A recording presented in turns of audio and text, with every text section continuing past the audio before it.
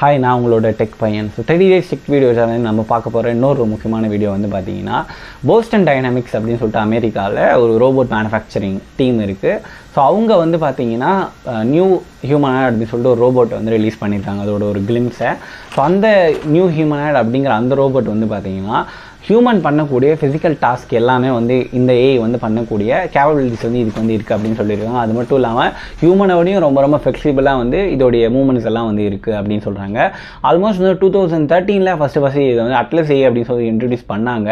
Almost வந்து 10 வருஷம் கழிச்சு ஸோ இன்றைக்கி வந்து பார்த்திங்கன்னா அது வந்து பாசிபிளாக அவங்க வந்து ஆக்கி வந்திருக்காங்க.